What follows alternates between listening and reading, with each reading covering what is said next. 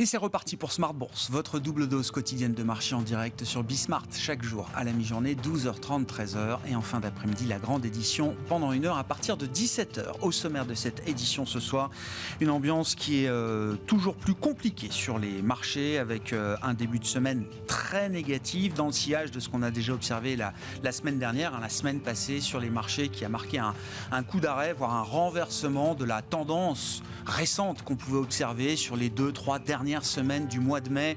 On avait le sentiment, on pouvait constater une forme d'accalmie sur les marchés, avec un rebond qui avait ramené le CAC 40 par exemple autour de 6500 points, et puis la semaine dernière a marqué un contre-pied assez violent, et la séance du jour s'inscrit dans cette tendance-là, une baisse de plus de 2,5% pour les actions européennes ce soir.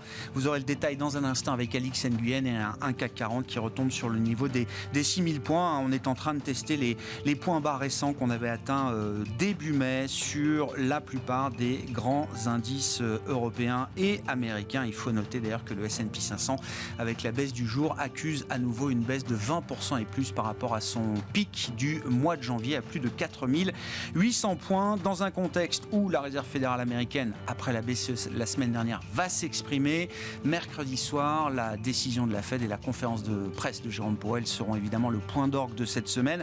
On pensait que la Fed avait bien balisé le chemin des prochaines hausses de taux pour ce meeting, pour celui du mois de juillet, mais depuis le chiffre d'inflation aux États-Unis pour le mois de mai, dont on a pris connaissance vendredi, tout est à refaire peut-être de ce point de vue-là, et le marché estime que tout est possible. 50 points de base, 75 points de base. Si ce n'est pas 75 points de base à ce meeting, ce sera peut-être le suivant.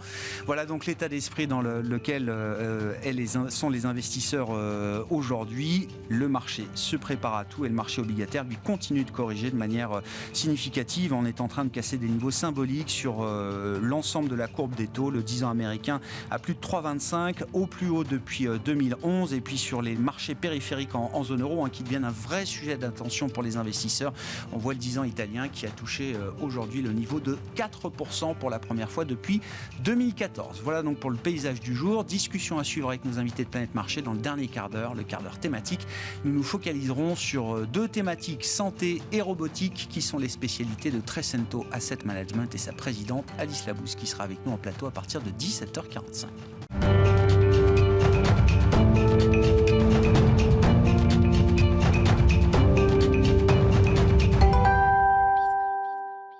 Lourde séance donc pour entamer cette semaine dans le sillage des séances précédentes. Les infos clés en cette fin de journée en Europe, c'est avec Alix Nguyen. C'est une 5e séance de baisse consécutive pour le CAC, ou la série la plus longue depuis la fin février. Wall Street, de son côté, poursuit son mouvement baissier.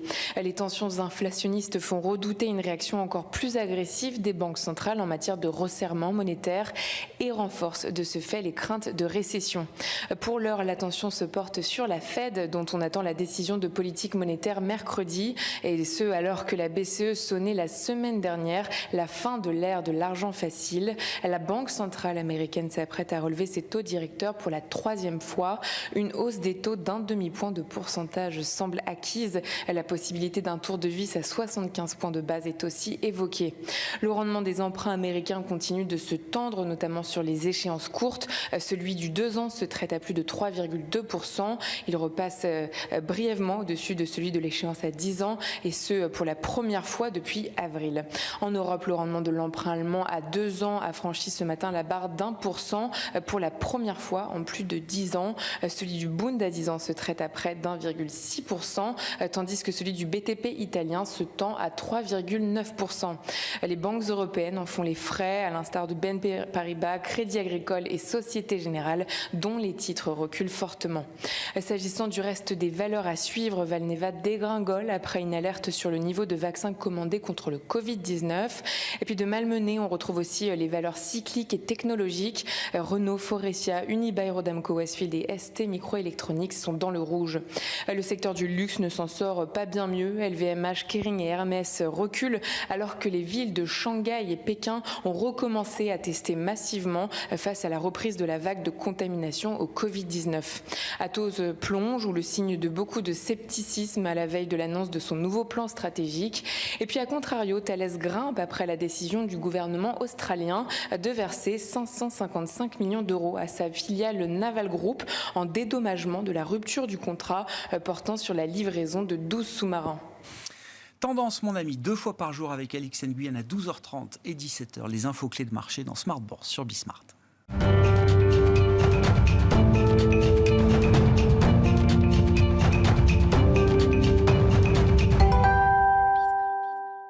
Trois invités avec nous chaque soir pour décrypter les mouvements de la planète marché. Gilles Bazissière est avec nous ce soir, le président d'Equity GPS. Bonsoir Gilles. Bonsoir Grégoire. Sophie Chevelier nous accompagne également, gérante allocataire chez Dorval Asset Management. Bonsoir Sophie. Bonsoir Grégoire. Merci d'être là et merci à Léa Dauphas de nous accompagner également ce soir. Bonsoir Léa. Bonsoir Grégoire. Vous êtes chef économiste de TAC Economics. On avait le sentiment qu'on avait gagné un tout petit peu de visibilité peut-être sur les politique monétaire, le resserrement des politiques monétaires. On se disait que ce meeting et le meeting de juillet pour la Fed, par exemple, étaient relativement bien balisés. On est à deux jours maintenant de la prochaine décision de la Fed. Personne ne sait de combien sera la hausse de taux qui sera décidée mercredi soir par Jérôme Powell et les banquiers centraux américains. Oui, non, mais... on n'a plus aucune visibilité de ce point de vue-là. On n'a plus de visibilité. Sur la Fed, on a quand même une certitude, c'est qu'elle prépare le marché. C'est-à-dire que, normalement, ce qu'elle nous a habitués depuis la sortie de la crise Covid, c'est qu'elle ne va pas faire dérailler les choses, elle va rester graduelle. On sait qu'elle a un problème avec le risque d'inflation, ce qui veut dire qu'elle continuera d'augmenter. Et si ça doit créer une récession, peu importe, elle mettra en récession parce que l'inflation est un problème aux États-Unis. Ça, c'est la première certitude qu'on peut avoir. Après, ça ouvre la voie. Est-ce que c'est 50 ou est-ce que c'est 75, suivant le chiffrage qu'on a eu vendredi dernier? Là, ça prête à discussion. L'avantage du 75, ça prouverait qu'elle serait prête à agir, quel que soit le risque d'inflation. Ça peut aussi faire peur. Elle a très bien balisé, elle a très bien prévenu. On s'attend, en fait. Normalement, ça devait être un non-event, ce meeting de la Fed. Elle pourrait soit augmenter de 75, mais créer peut-être une panique, faire basculer les anticipations, la crédibilité. La logique de prudence, en tout cas ce qu'elle a appliqué depuis le début de son resserrement, voudrait qu'elle fasse un resserrement à 50 comme elle l'avait annoncé et qu'elle ouvre la voie pour un resserrement peut-être plus élevé sur les prochains meetings. Alors peut-être 75, mais peut-être aussi 50 à chaque meeting. Je pense que la Fed, il y a vraiment cette crédibilité qu'elle a eue depuis la sortie du Covid, qu'elle va maintenir. En fait, il faut un peu de communication et c'est ce qu'on va attendre du meeting. Quand on regarde justement les anticipations de marché, alors attention, elles sont valables à un instant T, ça évolue très fortement, c'est très volatile, mais une banque centrale comme la Fed, elle reste crédible aujourd'hui, après avoir laborieusement lutté pendant 10 ans et plus contre les forces déflationnistes, avec un semi-succès ou semi-échec, ça dépend comment on regarde les choses. Est-ce qu'elle reste crédible dans sa capacité à lutter contre l'inflation, ce qui reste quand même un mandat historique pour une banque centrale? Alors, moi je pense que oui. Premièrement, les anticipations d'inflation aux États-Unis sont beaucoup plus ancrées que ce qu'on peut voir en zone euro. Deuxièmement, on a quand même une Fed qui ajuste. Et on n'a pas de décalage énorme, hormis ce qu'on a pu connaître post-crise ukrainienne ou post-choc exogène, mais on n'a pas non plus de décalage énorme sur les taux. D'ailleurs, on se posait la question de dire est-ce qu'on avait atteint ce point haut sur les marchés obligataires? Et au final, on a vu un pricing un peu trop élevé, on attend. Et puis, il y a aussi le fait qu'il y a une histoire d'oraison, en fait. Dans toutes nos questions, inflation, croissance, resserrement monétaire, l'économie américaine tient encore aujourd'hui. Alors, elle va arriver en récession.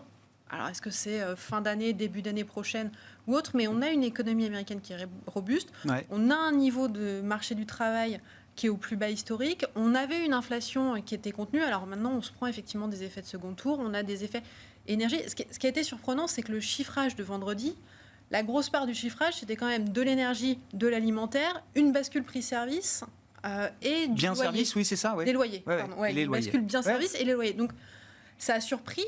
Mais globalement, c'était plus ou moins ce qu'on attendait sur la régulation de l'inflation. L'énergie, l'alimentaire, guerre en Ukraine, problématique sur les prix, les biens et les services qui basculent au rebond post-Covid, et les prix des loyers. On sait depuis 1 an qu'on va avoir une hausse forte sur le prix des loyers, sur l'inflation. Donc maintenant, il y a toute la question, essayer de timer à la fois la récession, son ampleur, le profil d'inflation, comment les banques centrales réagissent. Il y a une histoire de clarté en fait qu'il faut mettre en place là sur les prochains mois. Par contre, entre les banques centrales, je pense que oui, la Fed est consciente du problème et dans sa logique, dans sa doctrine, on sait qu'elle luttera contre ce risque inflationniste. Et donc, le biais sera plutôt à monter les taux pour faire céder l'activité que le reste. Bon, oui, est-ce que les banques centrales restent crédibles à ce stade-là, dans la lutte qu'on mène contre l'inflation Sophie, c'est vrai que les mouvements de marché, notamment sur le marché obligataire, et puis on peut basculer aussi sur les enjeux pour la BCE, laissent entendre qu'il y a quand même du stress. On n'est pas convaincu totalement que ça va bien se passer et que l'inflation va rentrer dans sa boîte si facilement. On a un risque effectivement de perception de complaisance des banques centrales. Effectivement, quand on a un régime d'inflation à 0,6 en glissement mensuel, donc 7,4 en annuel, et des taux anticipés aujourd'hui à 3,50, donc 7 fois 50 points de base, bon, ça ne matche pas en fait, on n'est pas en phase, donc effectivement il y a un risque de ce côté-là, mais moi je pense que ça traduit toujours, et enfin, c'est une question de fond dont on a eu l'occasion de parler entre nous, c'est vraiment est-ce qu'on peut ou pas aujourd'hui se positionner sereinement sur les obligations en se disant qu'on sera protégé à nouveau, ou du moins est-ce que le portage est suffisant, les obligue, ou elles vont nous protéger. Et ça, de ce fait, du fait de l'écart finalement entre le niveau encore qu'on a inflation qu'on a aujourd'hui et l'inflation, les hausses de taux anticipées, ça paraît encore délicat. On a des taux réels qui sont encore bien trop négatifs. Et c'est vrai que c'est un problème du point de vue de l'investissement. Ouais. On avait vu le 10 ans américain passer de 3% à 2,75. Là, c'était justement au cours de cette accalmie du mois de mai. On s'était dit, tiens, c'est peut-être l'idée effectivement d'un pic à confirmer, bien sûr, mais c'est peut-être déjà des points d'entrée pour revenir sur l'obligataire américain. De toute façon, le pic, alors c'est la grande difficulté de l'exercice, c'est-à-dire qu'aujourd'hui, il y a plusieurs scénarios qui se mettent en place dans le marché. La modération, qui au jour d'aujourd'hui paraît pas le plus probable, mais reste possible. Le scénario de surchauffe puis récession, donc en gros le scénario que vous décrivez, Léa, donc on a une résilience de l'activité américaine, puis après, effectivement, du fait du resserrement des conditions, on va tendre en 23 ou début 24 vers une récession. Et puis un scénario qui pourrait même être plus dur, celui d'un choc énergétique ou autre, qu'on ne peut pas aujourd'hui exclure, et qui nous emmènerait peut-être même dès cette année en scénario. Avec des prix du pétrole, 150, etc. Tout à fait. On voit bien qu'aujourd'hui, le bras de fer n'est pas du tout terminé avec Vladimir Poutine. Donc ça reste encore une des possibilités. Et donc on est dans un flou extrêmement fort sur les marchés, qui est une phase de consolidation, d'assainissement, de tout ce qu'on peut imaginer, mais qui rend le positionnement extrêmement difficile. Bon, vos commentaires, Gilles, le scénario d'une modération naturelle, enfin ce qu'on a appelé le soft landing, c'est ça, c'est encore un chemin crédible, possible. Encore une fois, il y a quelques semaines, on parlait d'une pause de la Fed en septembre. C'était l'espoir assez consensuel qui semblait se dessiner pour cet été. Oui, en effet. Je pense qu'on est tributaire des données et des informations qui adviennent et qui arrivent. Donc là, la dernière information supposée, la plus importante, c'était l'inflation aux États-Unis qui montrait une poursuite en fait des tensions inflationnistes. Ce chiffre aurait été différent. Il est possible que le bear market rally se soit poursuivi un petit peu. Reste que au global, les phases de correction ou de bear market sont toutes accompagnées de rallyes très importants. Et un rallye qui ensuite crée un discours un peu optimiste qui dit c'est peut-être fini et on a peut-être trouvé les plus bas. Et donc c'est vrai parfois. Ça, c'était le discours fin mai, voilà, après 10% de rebond, quoi. Voilà, absolument. Mais bon, donc on sait que les bear market rally sont quand même sont comme ça, c'est pas des lignes droites par définition. Nous, avec nos signaux, on continue d'avoir un rating sur le marché mondial des actions et encore plus sur les pays développés, médiocre. Donc ça fait 3 ou 4 trimestres qu'on avait un mauvais rating sur le marché mondial des actions au global, avec bien sûr des différences très importantes selon certains secteurs et certaines valeurs, et donc toujours des idées d'achat fortes, mais au sein avec des signaux de prudence globaux très, très importants. Les marchés se sont retournés, le sentiment de marché est maintenant devenu clairement négatif, et pour autant, et le marché baisse, et pour autant nos ratings ne s'améliorent pas. D'accord. La raison pour laquelle il ne s'améliore pas, c'est principalement les taux. Hein, quand on regarde une valorisation des marchés relatifs aux taux d'intérêt, c'est pas la même chose quand on a des taux d'intérêt long terme aux États-Unis à 0,5 ou quand on les a à 3,5. C'est pas la même chose en termes d'appréciation de la valo, mais également en termes de flux et de tendanciel. Donc les deux jouent bien sûr. Donc aujourd'hui, à 3 et quelques sur le marché mondial des actions, en termes d'allocation, ça nous paraît toujours pas très favorable au global. Qu'est-ce que ça implique ce rating de 3 sur 10 là, pour les actions mondiales Alors, ça implique en termes de performance ultérieure. Oui, c'est ça, hein, dans Oui. les corrélations que vous pouvez avoir historiques. Oui, alors là, on a tendance à considérer... Alors, c'est des performances ultérieures en moyenne de 0. Donc, ça, compte tenu du risque action, c'est pas bon. Ouais. Hein, parce que pour rémunérer le risque action, il faut des espoirs de gains très favorables. Ça, c'est le premier point. Et le deuxième point, il faut également pondérer cela de la tendance actuelle de sentiment de marché qui est négative. Et là, qu'on peut relier à plein de choses, c'est-à-dire au début de la baisse, à des situations parfois très difficiles sur des entreprises qui ont été créées sur la base de business models qui fonctionnaient quand l'argent était facile à zéro et qui ne fonctionnent plus du tout quand l'argent coûte quelque chose, et encore peut-être moins quand les anticipations de croissance économique sont moins bonnes. Car dans notre analyse, on n'est pas binaire, est-ce qu'il y aura une récession ou pas une récession.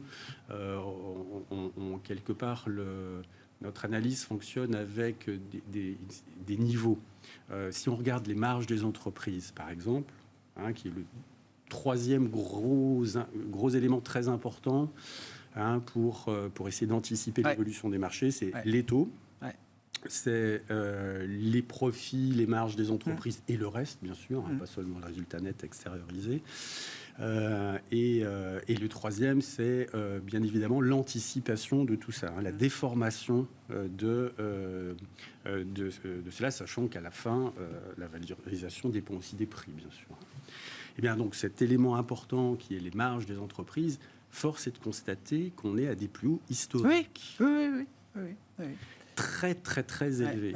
Et si on regarde le SP500, on est encore à des niveaux au-dessus du plus haut qui a prévalu avant la crise du Covid, qui a généré cette intervention ultra massive de tous les policymakers dans le monde, pas seulement politique monétaire, mais politique. Et ça veut dire quoi, Gilles ? Ça veut dire que dans l'environnement actuel, on ne peut pas anticiper une poursuite de la hausse des marges des entreprises. En règle générale, et ça en particulier si on intègre le prix de l'énergie qui agit comme une taxe sur la plupart des agents économiques dans le monde. Est-ce que les marchés continuent d'anticiper une progression des marges des entreprises ? Non, c'est vrai, ça devient extrêmement compliqué. On intègre aujourd'hui assez bien que, le coût de l'énergie a énormément monté, que le coût du travail augmente, que le coût de pratiquement l'intégralité des intrants augmente.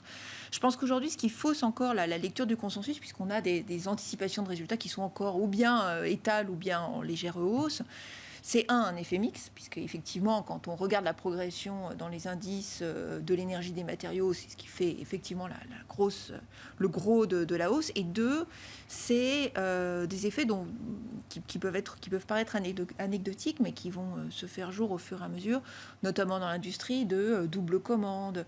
C'est-à-dire que comme on a traversé un choc extrêmement spécifique avec des problèmes d'approvisionnement très très forts, il y a quand même pas mal d'entreprises qui, pour faire face à ça, ont doublé les commandes. Et bien, au fur et à mesure qu'elles vont être livrées, elles vont annuler ce qui n'a pas encore été livré. Et donc, on peut avoir une fragilisation après qui devient assez rapide si la demande baisse. Donc, on ne voit pas encore aujourd'hui l'effet du ralentissement, mais en fait, on va le voir a posteriori. Et je dirais que c'est pour ça, entre guillemets, que ni les publications, ni les communications des entreprises aujourd'hui sont vraiment très pertinentes sur cet effet retournement, ralentissement de l'activité. Et donc, ça veut dire que le marché est peut-être encore un peu trop cher s'il faut ajuster les perspectives bénéficiaires, peut-être à l'occasion des résultats du deuxième trimestre. On aura peut-être plus d'éléments de la part des entreprises. Effectivement, on a eu une consolidation Alors, on est vraiment dans un assainissement de marché. On a eu une consolidation des valorisations qui est déjà extrêmement forte. Ça, c'est le point positif, j'aurais tendance à dire. Mais... Donc, je vous vois. Mais donc, on est passé de 22 quelque chose aux US à 16. Et là, on peut se dire de façon certaine qu'on n'est pas encore... Ben non, c'est cher. On n'est simplement pas encore sur un niveau de confort, sachant qu'on n'a pas encore révisé en baisse les résultats. Donc là, effectivement, on peut vraiment se poser la question de l'attractivité du marché américain. En revanche, l'Europe et le Japon ont eu des assainissements beaucoup plus forts. Et c'est vrai que la situation est moins difficile. Maintenant, on imagine difficilement, du point de vue de la corrélation sur les marchés globaux, un marché américain qui continuerait à consolider et un marché européen et japonais qui monte. Et donc, on est effectivement encore dans cette phase d'ajustement, de digestion des anticipations, et effectivement qui rend le contexte un petit peu délicat. Gilles, non, sur les anticipations d'inflation, pas d'inflation, de bénéfices. Tout à fait. Oui. Oh non, il y a un risque que le marché soit encore trop cher là. Oui, parce que 16 fois les résultats, si les marges bénéficiaires redescendent un tout petit peu seulement, à cours égal, on peut revenir à 20 fois. Donc c'est quelque chose qui est à manier avec précaution. Sachant que là encore, on parle d'un agrégat global.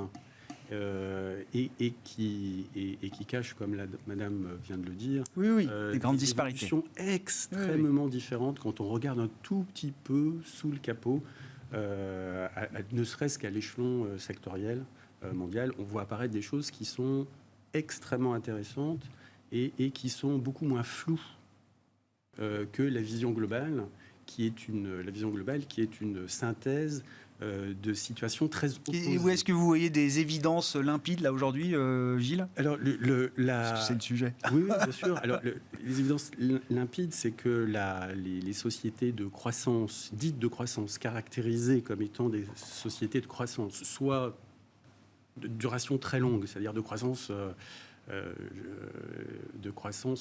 aventureuse, ou non certaines, ou non peu visibles, mais avec des potentiels de reward très élevés. Ça, c'est ces entreprises-là, quand les taux passent de 0,5 à 3,5, et quand les private equity financent tout ou plus rien, il y a beaucoup d'entreprises qui vont plier bagage. Ce ne sont pas des entreprises, c'est des projets, en fait. Et certains de ces projets avaient été cotés en bourse, ou devaient être cotés en bourse ensuite. Ensuite, pour les entreprises de croissance visible, mais dont la valorisation était de 50 fois les résultats, sous prétexte qu'elles pouvaient racheter leurs actions et faire de l'ingénierie financière, elles pouvaient racheter leurs actions quasiment jusqu'à un P1 infini parce que les taux étaient faibles. Là également, c'est quelque chose qui disparaît. Donc, toutes ces valeurs-là, on peut faire des caractérisations sectorielles, mais nous, on les regarde en unitaire. Et ensuite, au niveau granulaire le plus fin, chacune des valeurs. Et donc, pour simplifier, la tech la plus aventureuse peut continuer de baisser. C'est ce qu'on voit. Et pour simplifier également, les valeurs à duration très faible.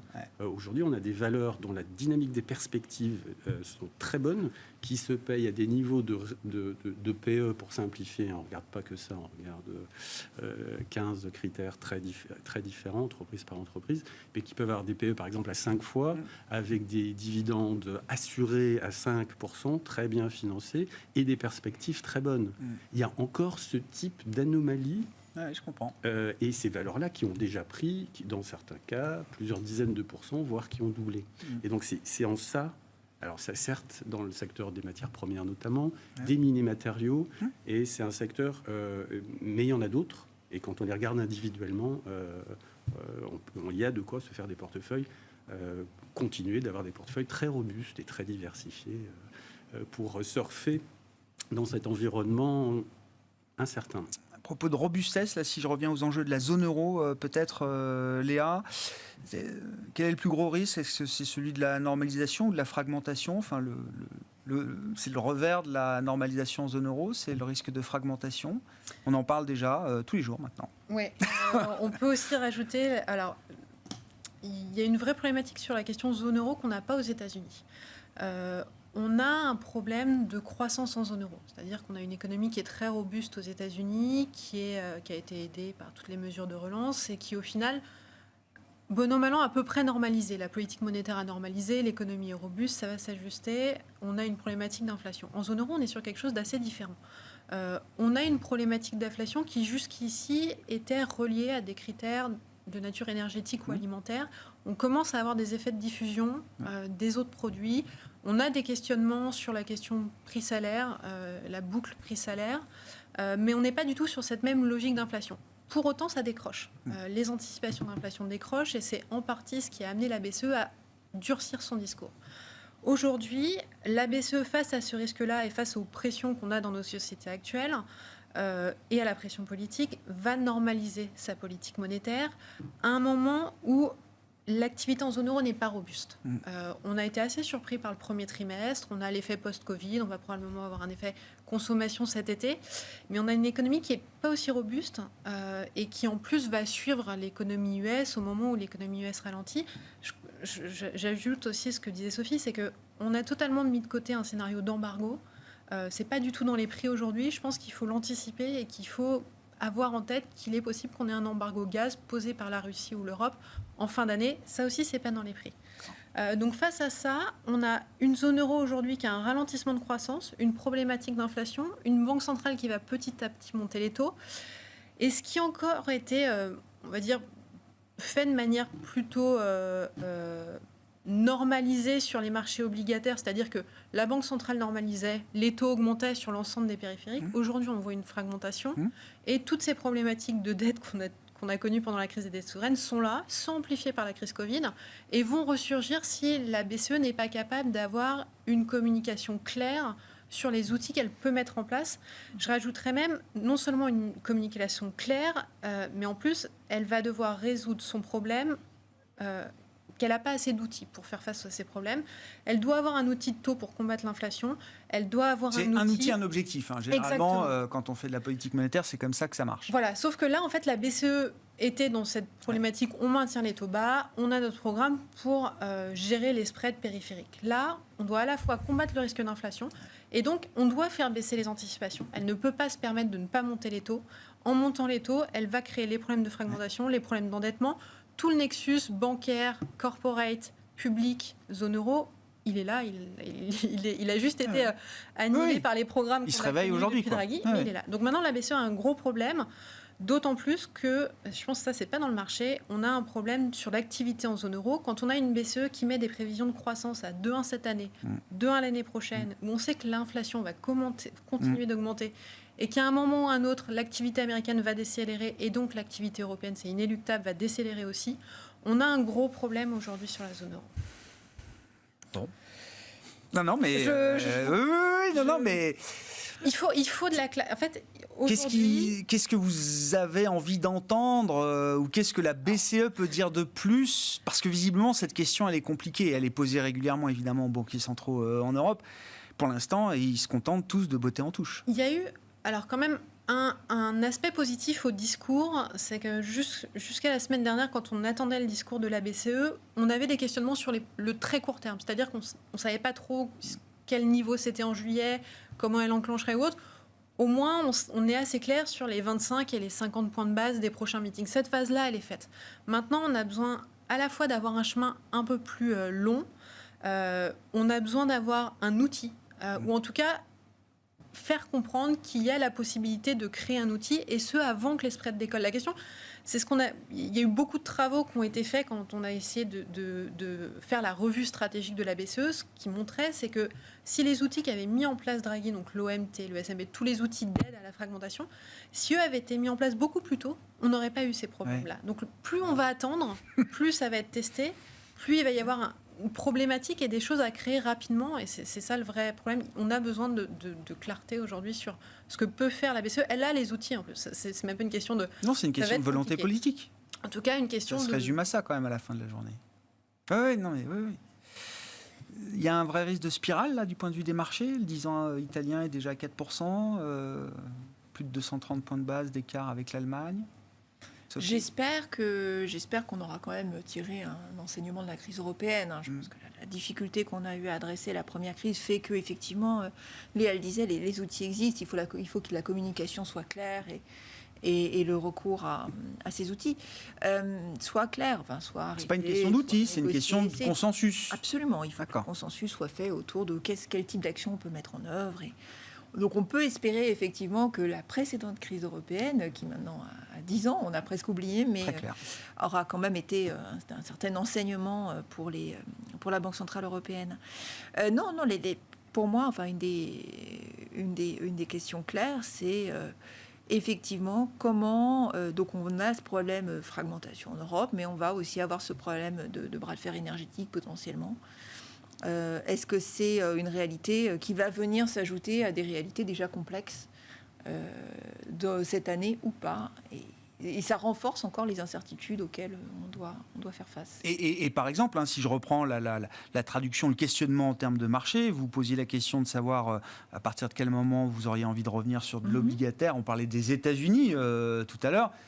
Sur l'obligataire européen, il n'y a pas d'urgence. Alors voilà.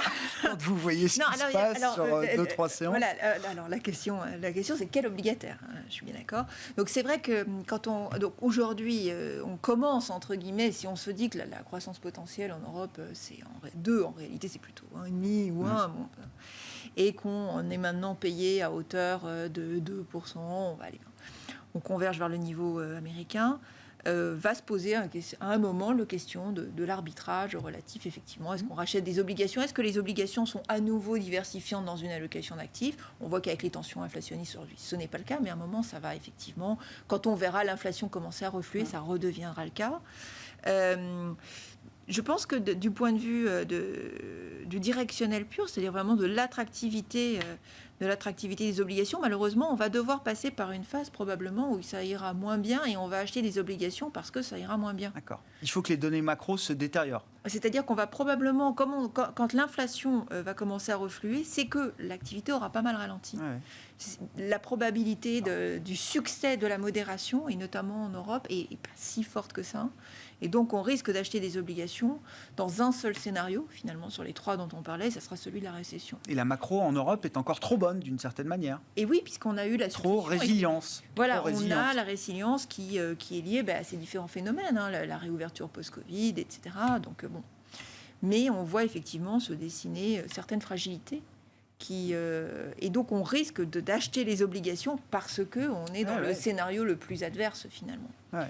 Et après, sur la question du crédit, je trouve que c'est une question qu'on commence à se poser sur le crédit parce qu'il y a eu un écartement très fort des spreads de crédit. Donc, en nominal, aujourd'hui, si on achète du high yield, donc des obligations au rendement, on peut être payé entre, selon la qualité des souches, mais on peut être payé entre 6 et 8%. Ouais. Quand même, on peut se dire en nominal, finalement, ça se regarde.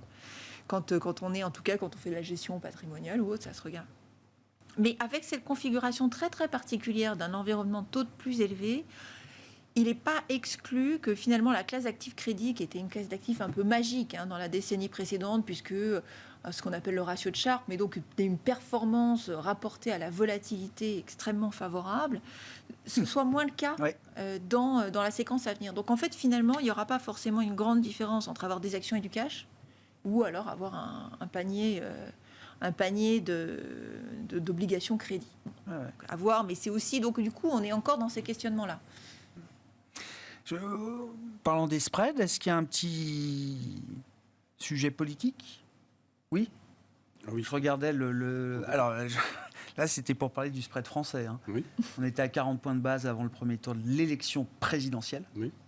On est à plus de 60 points de base au moment où on se parle entre les 2 tours des législatives.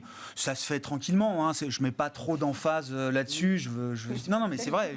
Non, mais ça se fait tranquillement. C'est pas... C'est pas un niveau de stress inhabituel. Enfin, on a connu ces niveaux d'écartement, mais voilà, ça ne fait que progresser. Absolument. Et puis, on peut aller plus loin selon l'issue et le résultat. Et puis de toute façon, selon la vie politique après ce résultat.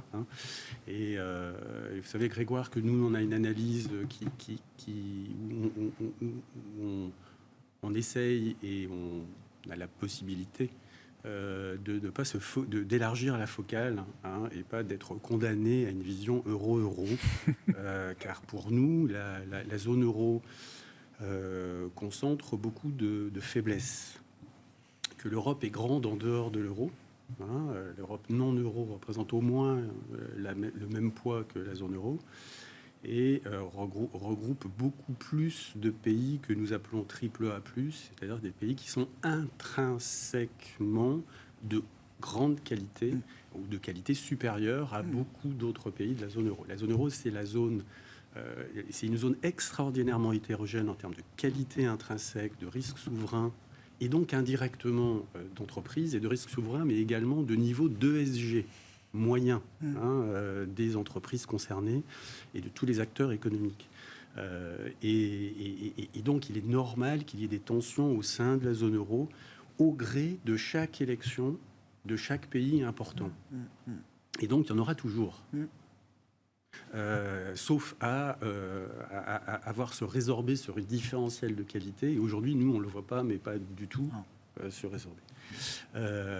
Et donc, on n'est pas obligé de rester investi et d'avoir une focale seulement sur la zone euro.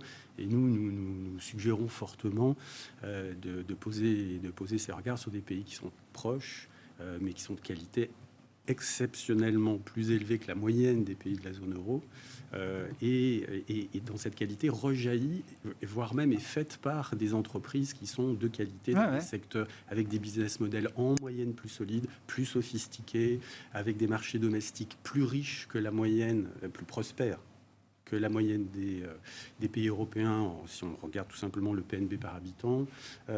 Et c'est des pays en relatif qui payent là dans des phases de marché comme celles qu'on connaît depuis 4-5 mois. Clair, parce que c'est des pays chers aussi en termes de valorisation pour le coup. Non. Non, pas du tout. Pas du tout. On n'a pas. Non, c'est vrai. On n'a pas. On a autant de valeurs. On a la même répartition. D'accord. C'est pas plus cher, vous dites. Alors que c'est bien mieux noté pour vous, en tout cas. Il y a autant de valeurs très attractives selon le rating et de valeurs pas attractives dans ces pays-là que dans le reste des pays de la zone euro ou du monde d'ailleurs, parce qu'on a ce concept au niveau mondial également. Mais si on revient sur la zone euro, oui, clairement la Suisse, les pays nordiques. Alors il y a évidemment l'Allemagne et les Pays-Bas qui font partie de la zone euro et qui sont dans cette catégorie-là. Mais là regorge d'entreprises très sophistiquées, très bonnes. Et on voit que ces boîtes-là ont rebondi autant, si ce n'est plus, que la moyenne des valeurs des pays euros dans le rebond 2020-2022. D'accord. Et qu'actuellement, les problématiques se concentrent, comme souvent, sur les banques, les problématiques de fragmentation, ce qu'on appelle pudiquement fragmentation au sein de risque de fragmentation au sein de la zone euro, sur les banques. Et regardez la performance comparée des banques des pays nordiques avec les banques italiennes et espagnoles ou d'autres. Et vous aurez une réponse à votre question. Oui, elle surperforme très fortement en période d'augmentation de la perception du risque. Bon, et oui, effectivement, le secteur bancaire, pour un pays, c'est quand même un très bon proxy de la manière dont le marché, où les investisseurs regardent le risque pays à travers le secteur bancaire en bourse. Et un exemple simple, c'est que Nordea représente aujourd'hui à peu près la moitié de la capitalisation boursière de BNP Paribas. Donc c'est une banque très considérable et avec un profil de rentabilité, de risque, un cost income inférieur, une volatilité de ses résultats plus basse et une volatilité de son cours de bourse plus bas et des valorisations qui ne sont pas très différentes.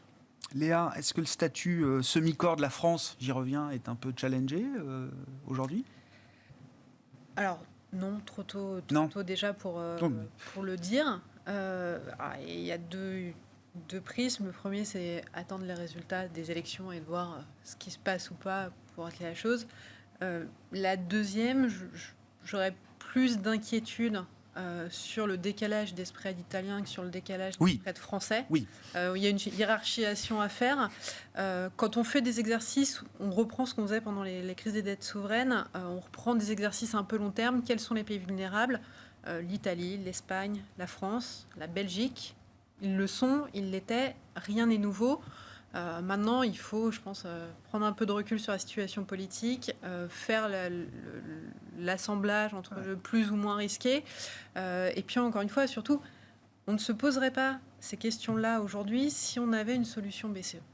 Beaucoup de choses sont liées, alors à la fois à l'Europe, à la fois à la zone euro, sur des perspectives moyen terme. Si on a une crédibilité BCE, si on a une banque centrale qui peut faire un peu de répression financière et éviter une hausse des taux, aujourd'hui, je veux dire, c'est pas une question France, en fait, ça va plutôt être une question, est-ce qu'on a les outils pour pas créer de décrochage au sein de la zone euro ? Si on dit un mot de la Chine pour finir, c'était là aussi un des espoirs des dernières semaines de voir une Chine qui sortait un peu du problème sanitaire avec une reprise qui allait enfin pouvoir être mise en place jusqu'à l'idée qu'on allait pouvoir effectivement avoir une relance quand même chinoise qui serait une bonne nouvelle.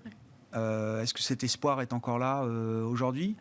Beaucoup de surprises très négatives sur la Chine, à la fois les temps de confinement, les temps que ça porte sur l'économie. Ce qu'on avait observé jusque-là, c'était en moyenne des confinements de 6 à 8 semaines qui, dès la levée, amenaient à un fort rebond de l'économie chinoise. On voit bien que les confinements sont nettement plus longs, que ça affecte en plus la consommation de manière durable. Sur la capacité de rebond, elle est toujours là. C'est-à-dire que la Chine a les capacités financières de relancer l'économie. Maintenant, la Chine est dans un assainissement de ses secteurs et dans cette problématique zéro Covid. Et donc, nécessairement, le biais sur la croissance, il est beaucoup plus faible sur l'ensemble de l'année. On espère quand même cette logique de rebond parce qu'il y a les moyens, parce qu'on a toujours vu ce rebond en post-confinement. Mais en tout cas, sur la dynamique mondiale, sur le global émergent, on avait plus d'inflation, des fortes montées de tensions sociales, des problématiques matières premières. On ajoute en plus la problématique Chine et donc ajustement des échanges. C'est un environnement de perfect storm sur l'ensemble M sur les prochains trimestres. Bon, qu'est-ce que vous retenez des derniers signaux en provenance de Chine, Sophie ? Moi, je notais quand même sur le front réglementaire, et c'est avec vous, je me souviens très bien, novembre 2020, qu'on a commencé... mais ça a été un moment fondateur, avec vous en plateau à cette même place. Alors, on a Est-ce que ça se détend un peu de ce point de vue-là ? On a failli croire, il y a 2 jours. Vraiment, on a failli, puisqu'il était question de relancer la cotation d'Ant Financials. Donc, on s'est dit peut-être on est arrivé au bout de ça, mais non. La division financière d'Alibaba. Voilà, la division financière d'Alibaba, dont la cotation avait été annulée il y a 2 ans. Effectivement, on en parlait sur ce plateau. Donc, il y a quelques signaux quand même. C'est à remettre vraiment dans un contexte politique chinois. Il y a une espérance, effectivement, d'un léger assouplissement de la réglementation. C'est vraiment intéressant parce que il y a eu effectivement une reprise, un resserrement du pouvoir autour des grandes entreprises privées chinoises, une remise au pas finalement de toutes ces personnes qui s'étaient extrêmement enrichies grâce à la libéralisation de l'économie chinoise et qui quelque part pouvaient fragiliser le pouvoir du Parti communiste. Bon, ça a l'air de vouloir rentrer dans le rang tranquillement. Et donc, on peut espérer, au regard du besoin de reprise aussi, qui existe aujourd'hui en Chine, que le positionnement, notamment vis-à-vis des plateformes, de cette économie des plateformes, s'assouplisse un petit peu du côté chinois. Mais c'est vrai que moi, ce que je retiens de tout ça, c'est que la Chine de Xi Jinping n'est plus du tout une Chine... disons, comme on a pu l'espérer avant son accession au pouvoir en 2015, et que donc on remet en question l'investibilité même de ce marché. Ce que je retiens de positif quand même, c'est qu'en dépit des confinements répétés, on a eu quand même une meilleure gestion de ces confinements, et qu'au moins du point de vue des chaînes d'approvisionnement, ce qui nous concerne au niveau global, on a la machine à produire a continué de tourner. Donc elle reprend plus rapidement dans les phases de confinement, et donc du point de vue des tensions inflationnistes, ce type de tension inflationniste, donc qui vient des chaînes d'approvisionnement, il y a un léger mieux. J'ai dit un léger mieux. Oui, bien sûr. Mais tout est bon à prendre. On part de loin. Tout est bon à prendre. Mais ça fait partie des éléments en fait qui pourraient contribuer à un reflux de l'inflation. Restons et terminons sur cette note positive. Merci beaucoup, Sophie. Sophie Chevelier qui est avec nous, gérante allocataire chez Dorval Asset Management. Léa Dauphas nous accompagne également, chef économiste de TAC Economics, et Gilles Bazissière, bien sûr, avec nous en plateau. Ce soir, le président d'Equity GPS.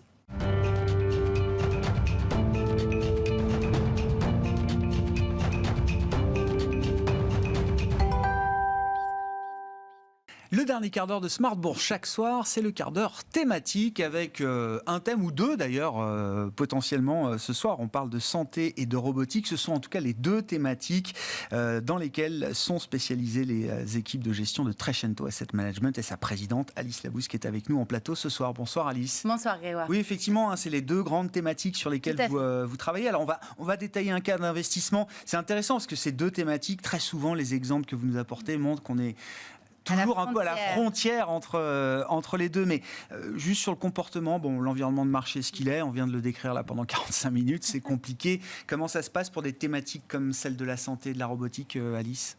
Pour la santé, ça va bien, Ouais. et pour la robotique, évidemment, qui est plus liée à la croissance économique et notamment aux problématiques de goulot d'étranglement qu'on connaît, ça va moins bien. Ouais. Alors globalement, la santé, si on prend le MSCI Monde Santé, on est autour de -5 depuis le début de l'année, ce qui est quand même très raisonnable au regard de tout ce qu'on voit. En fait, il y a eu vraiment deux phases sur la santé. La première, c'était au début de l'année, on avait ce qu'on appelle vraiment une rotation sectorielle, c'est-à-dire que les gens abandonnaient la santé aussi parce qu'en se disant, bon, le Covid de moins en moins, et puis on va aller sur les actifs plus cycliques. Donc la santé a quand même beaucoup baissé en début d'année, étonnamment. Et puis dès que la guerre en Ukraine est arrivée, en fait, ça a servi complètement. Il y a eu une nouvelle rotation sectorielle. Il y a eu deux phases cette année, jusqu'au 24 février, le déclenchement de la guerre, et puis ensuite. Quoi. Exactement. Et donc la santé, tout d'un coup, les gens se sont dit, peut-être quand même comme la pente est haussière et que ça ne dépend pas beaucoup de la croissance économique mondiale sur laquelle on a quelques inquiétudes, c'est peu de le dire, et bien les gens rachètent de la santé. Le segment qui baisse le plus dans la santé, c'est le matériel médical, donc c'est les implants, les prothèses, les outils de traitement, de diagnostic. C'est un peu la partie la plus cyclique de la santé qui fait face, en fait, déjà qui a connu beaucoup de déprogrammation pendant la période Covid, donc un peu baissé en chiffre d'affaires, mais aussi qui subit aussi des goulots d'étranglement sur les productions. Évidemment, ils ont des problèmes de pièces et autres. Voilà, donc ça c'est la santé. La robotique, toute la partie industrie de la robotique baisse quand même assez fortement. Les fabricants, alors c'est ça qui est parfois étonnant sur les marchés financiers et sur la bourse, c'est-à-dire que à cause ou grâce au Covid, le nombre d'industriels qui ont décidé de robotiser leur chaîne de production est absolument colossal, puisqu'ils n'ont pas envie de se retrouver avec les problématiques qu'ils ont connues juste après la sortie du Covid, en disant en fait, j'ai plus d'employés, j'arrive pas à remettre mon usine en marche, et donc je vais investir pour robotiser mon usine. Donc les carnets de commandes sont pleins à craquer, sauf que face à ça, vous avez en fait des fabricants qui ne parviennent pas en fait d'abord à répondre à la demande, et puis à avoir les pièces qui permettent de répondre à la demande. Donc en fait tout ça fait fortement baisser le marché de la robotique qui est à plus de moins 20% depuis le début de l'année. Avec des questions de valorisation, etc. qui entrent en jeu, mais les fondamentaux de ce thème-là sont absolument pas remis en cause. Au contraire. Même si la thématique baisse. Oui, c'est ça. Vous savez, la bourse, c'est une pente haussière.